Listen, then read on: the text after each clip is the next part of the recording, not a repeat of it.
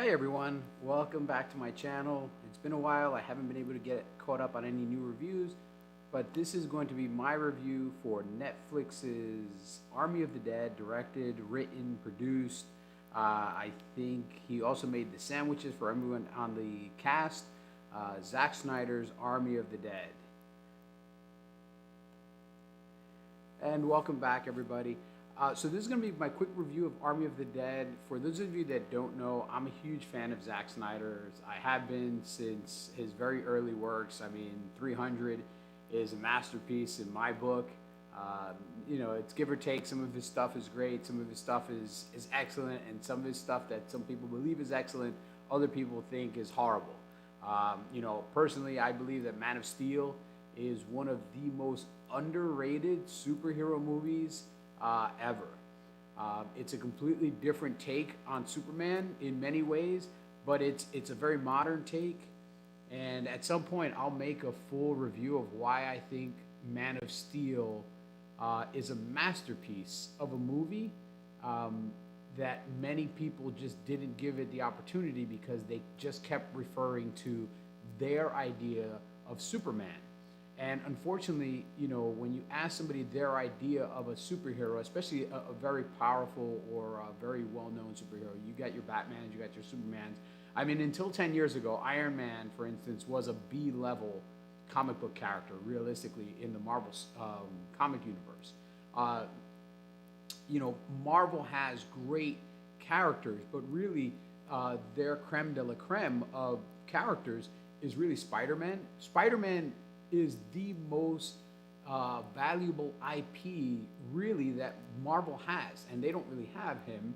Sony owns Spider-Man, and Marvel and Sony work together to produce the Spider-Man movies. But as an entity alone, Spider-Man is worth more than any other 20 Marvel characters combined, easily. I mean, it's debatable, but believe me, if you look at what the value of Spider-Man as an IP is, outweighs everybody. So really, Spider-Man is the closest thing that Marvel has to a Batman or a Superman. And when people look at what Zack Snyder did with Justice League, a lot of people didn't really appreciate what he did. And believe me, I criticize Zack Snyder a lot as well because even in Superman, Man of Steel, there are certain things that I really do believe he could have changed just slightly. But again, he's the director. He's the guy with the vision. He's the guy bringing. If I had $150 million that I can make my own Superman movie, I would. And I'm sure, as passionate as I am about the character, somebody will find something that they don't like about my vision of the character. So sometimes you have to kind of let somebody run with their vision if the vision is really true to the character. And if it sets the character in modern day. You can't have a Christopher Reeve Superman today. It's just not possible. And for all the people that were like, well, Superman doesn't kill, every time Superman has a fight with another superhero, millions of people die. There's always collateral damage. So, I don't want to get off on a tangent on all the other things that Zack Snyder has done. But for Army of the Dead, it brings Zack Snyder back to something he's really good at. He did the Day of the Dead remake several years back, many years back. And that remake somewhat relaunched the zombie universe because he reimagined what zombies were. Up until he kind of made that remake, we had 28 Days Later and things like that. But really, that remake of Day of the Dead reinvigorated the entire zombie pantheon of movies and TV shows and everything that's come since. He reinvigorated that entire genre.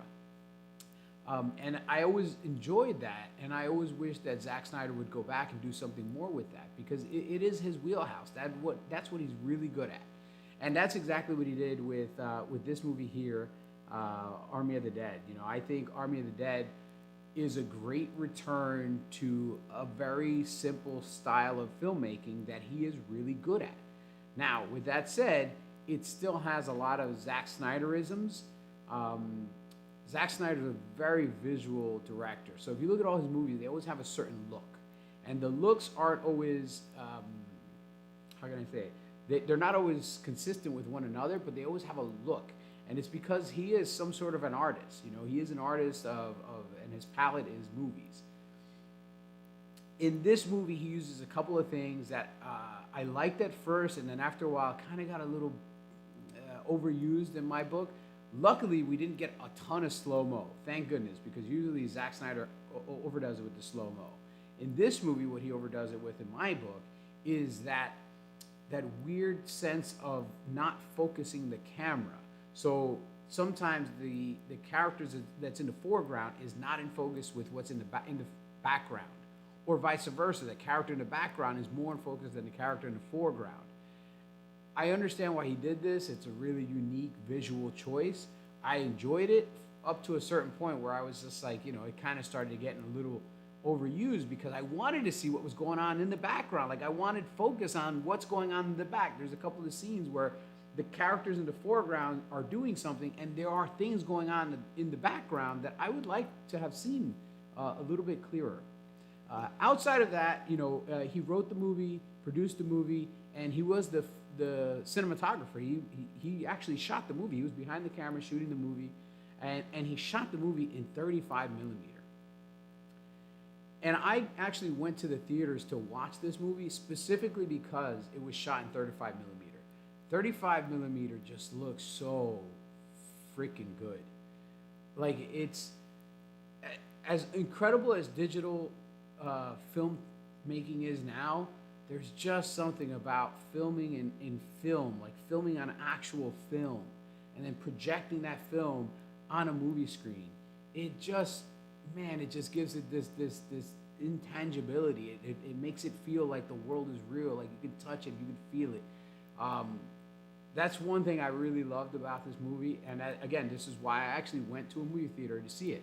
Even though I could have sat at home in the comfort of my own home, I still wanted that cinematic experience just because it was shot in 35 millimeter, and I'm really glad that I went to see it in 35 millimeter. Will I watch it again at home? Absolutely, I'll watch it again at home. But again, I love the movie theater experience, and this is a movie that I was really happy that I was able to go see in the theater. With that said, it's also got another problem that Zack Snyder kind of always has, and it's sometimes he doesn't know how to trim the fat on a movie. I saw a lot of scenes and I saw a lot of things in this movie. The runtime of the movie is 2.5 hours. This movie easily could have fallen within 120 minutes. It could have been a 2-hour movie. He just, you know, there's a difference between letting a scene breathe for the sake of like tension and to build up some drama, and there's another thing where it's just you're just overextending the scene. Like that scene could have just been cut right there. Like there's no need for that extra, 20 seconds. And if you do that 15 or 20 or 30 times, that 20 seconds starts to add up. And before you know it, you've invested an extra 20 minutes into a movie that you could have easily trimmed down to 2 hours.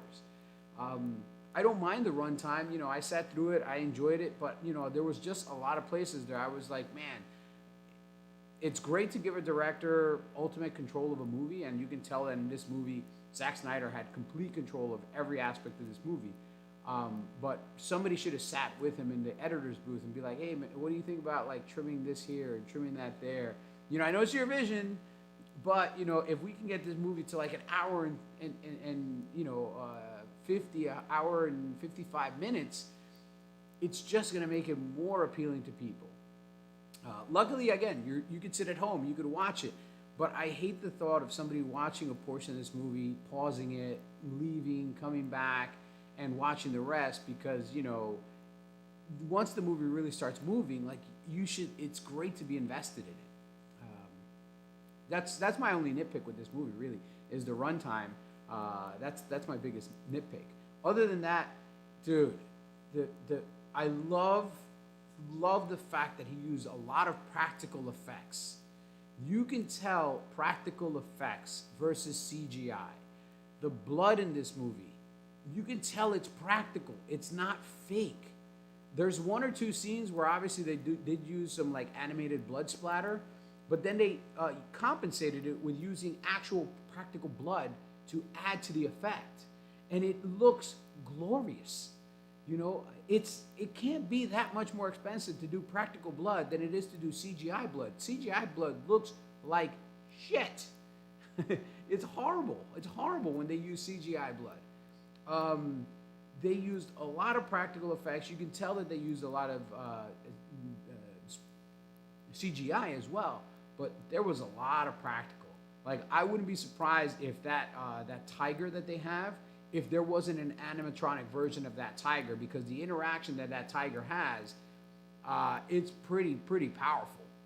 It's pretty great. I think it's awesome. So I wouldn't. I would think they might even have like an animatronic tiger head at least, so that when it interacts with a person, like, it looks so good. It looks so clean. I love the story. I love the idea that there's a hierarchy within the zombie culture. There's like alphas. There's like middle tier, and then there's like the grunt soldiers. Altogether, it was great. It's a combination of two things that I love. It's a zombie movie and it's a bank heist movie. I love bank heist movies. I kind of love zombie movies, and he did a really good job in joining together two genres that nobody's ever really thought of joining them together like that before. Spoiler, it is a spoiler. Obviously, most of the characters in the movie die. It kind of sucks because I really did love Dave Bautista in this movie. I think this is by far the best acting performance Dave Bautista has put on. And I'm a big fan. I mean, I go back, way back, WCW, WWF. I've been a huge fan of his back since the wrestling days. And it's always great when you see somebody that struggled. Dave Bautista's talked about it. He was literally living hand to mouth for like 3 years trying to break into the acting business.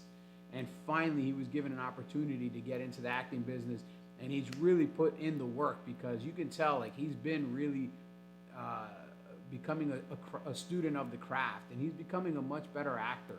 And now it's not just the focus is not just the fact that he's a big, massive human being. Like, the guy's really putting in the work to try and show that he's got some acting chops. And will he ever be a Daniel Day-Lewis? Probably not. But just like The Rock, and just like a lot of other actors that have transitioned from other types of genres and other types of backgrounds, like, he really is not just riding the coattails of his size and so forth. He really is becoming a great actor. Like, he's got great range in this movie. You really believe when the struggles that he's going through. There's a lot of shock scares, a lot of shock deaths. All in all, I really enjoyed the movie. I really enjoyed the fact that it was made, that Zack Snyder had the opportunity to make this movie, and I look forward to seeing Zack Snyder maybe make a sequel to this, because we do leave this movie in a sequel. There's definitely the possibility for a sequel. I hope it happens. You never know with Netflix, because Netflix likes to throw a bunch of money at one thing one time and then never throw money at it again. It just disappears off their streaming service. So I hope we get to see it again. I hope Zach gets to relive the vision. I hope Zach continues to do movies like this. I hope he continues to follow his heart. I know there's a lot of things going on. It's very fluid in Hollywood right now with all the changes, and WB now not part of AT&T, and they're changing the hierarchy, so maybe he can come back to the WB at some point. But in the meantime, Zach, go out, make the movies you love, make them the way you want to make them, make your vision a reality. All your fans, all of us are going to keep supporting you. We love what you do. Detractors are always going to be out there. But when you're doing what you love, that's all that matters at the end of the day. So as for me, again, I never give scores. I don't like to do 1 to 10s. I don't do 4 or 5 stars. I just say, would I recommend it? Would I not recommend it? This particular one, I would highly recommend it. This is a lot of fun, and I hope that everybody out there enjoys it. As always, please, if you like my stuff, like, comment, subscribe, and keep sending your emails. I've got a ton of emails. I'm going to try to make a video soon responding to all the emails that I've got. It's been so awesome that people have been emailing me, asking me questions and trying to get feedback from me. The next movie I'm going to try to review actually is going to be Quiet Place Part 2. I'm actually supposed to see that this coming week. I just have to find out if I can discuss it or not. I think I can discuss it because there's some reviews already online. So Quiet Place 2, Fast and the Furious is also another one that I'm going to be reviewing very soon. And there's a couple of more. So I'm really excited with the opportunities I've been given to go see some movies well ahead of their release dates. And I'm going to share with you all my thoughts. And I hope you keep coming back and listening to me. Thank you again. And as always, if you can, go to the movies. Don't stay home. Don't watch it on your TV. Go sit down, big tub of popcorn, big soda, kick back, and enjoy the movie theater experience. Take care, everyone.